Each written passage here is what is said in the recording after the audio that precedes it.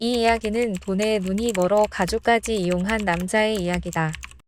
남부럽지 않은 재력, 그리고 사랑스러운 아이까지 키우고 있는 남자가 있었다. 남자는 밖에선 갑질 대왕이지만 내 가족에게 너무나도 착실했다. 그러던 어느 날, 남자의 아이가 납치됐다. 패닉에 빠져 납치범이 시키는 대로 돈을 구하던 남자. 하지만 남자의 엄마는 좀 냉정하게 생각해봐. 라며 경찰에 수사를 의뢰했다. 남자는 아이에게 위험이 닥칠 수도 있다며 분노했다. 그러나 범인의 정체는 또 아빠 친구야? 바로 아이 아빠였다. 알고 보니 남자는 스포츠 도박에 빠져 사채까지 손을 댔고 빚이 점점 늘어나자 부유했던 엄마의 돈을 노리고 자작극을 벌였던 것이다. 결국 남자는 돈 한 푼 얻지 못한 채 가족들에게 상처만 남기고 연행되었다. 가족이 자작극을 벌였어요. 이럴 땐 어떤 처벌로 이어지나요? 그렇게 쉽게 생각할 수가 있어요. 가족 간의 절도나 그런 네. 것들은 처벌을 하지 않아요. 친족 상도례라고 해서 가족 간의 절도는 처벌하지 않는. 처벌을 안 해요? 네. 아, 그런 게 있어요? 뭐 인지상정 뭐 그런 아, 게 진짜로? 있어요. 근데 그건 굉장히 소수 일부 재산범죄에서만 인정되는 것이고 네. 지금 가족이야. 그리고 아이는 다치지 않았어.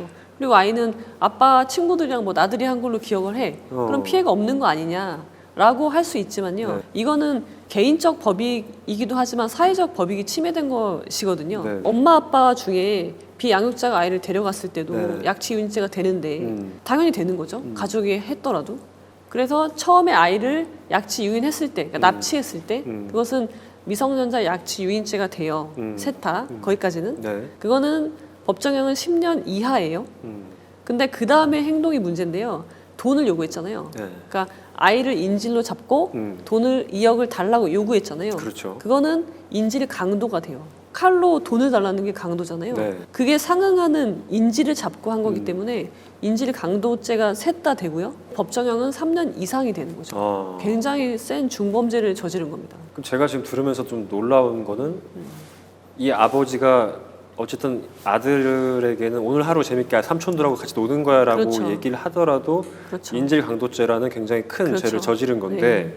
엄마의 재산을 내가 가져오는 거는 죄가 아니라는 게 저는 아, 방법의 문제예요. 예? 방법의 문제. 방법의 문제. 예. 행위 수단이 다르잖아요. 인질로 해서 돈을 요구한 거잖아요. 그렇죠. 그래서 그거랑 절도는 몰래 피해 법익이 적죠.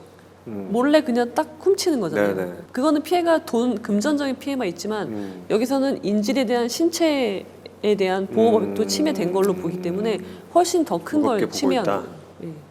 저는 사실 가족끼리 우리가 남이가라는 얘기를 하는 거를 네. 가장 경계해야 된다라고 생각을 아, 하는 사람이거든요. 그렇죠. 그런 것들이 너무 만연해 있다 보니까 이 아들도 엄마 돈이 내 돈이다라고 생각을 네. 하고 있으니까 지금 네. 엄마가 돈을 주지 않은 거에 대한 원망을 네. 계속하는 거잖아요. 사실요, 가족이라고 해서 내 돈을 훔쳐가는 행위가 네. 정당화될 수 없거든요. 그거는 바뀌어야 된다고 생각을 합니다. 그러니까요. 네.